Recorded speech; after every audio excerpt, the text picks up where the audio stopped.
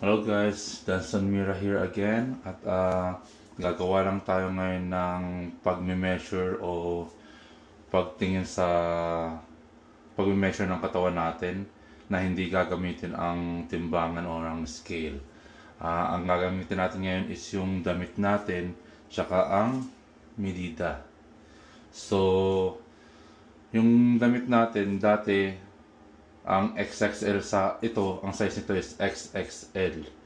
Tapos ang fit nito dati sa akin, kung makikita nyo ngayon is hindi na nakikita yung chan ko. Pero dati ito nakikita yung chan ko nakaganon. Nakaangat, tapos nakaangat dito sa ilalim. Tapos kita na yung chan ko dun. Ngayon hindi na masyado, kaya okay na. It means na babawasan na tayo ng timbang. Pagkatapos, papakita ko sa inyo yung XXL to.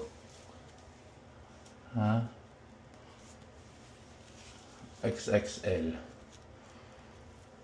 Yan. Pakita ko ang size. Yan, XXL. XXL. Yan. XXL siya. So, ang size is XXL. Tapos ngayon, hindi na nakikita yung chan ko. So, it means lumilit na tayo. Tapos, magme-measure na din tayo ng tape measure ngayon. Gagawa tayo ng baseline na kung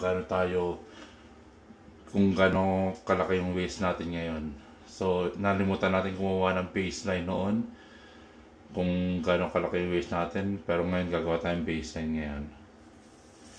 So, ang waist ko ngayon ay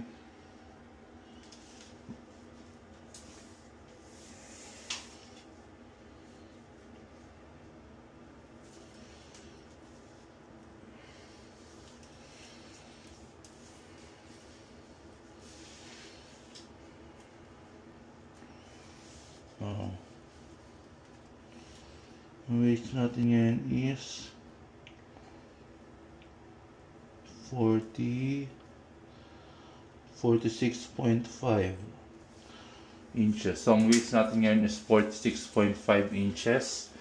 So, sana in the future, mabawasan pa yung mabawasan pa yung waistline natin. So, yun lang po guys.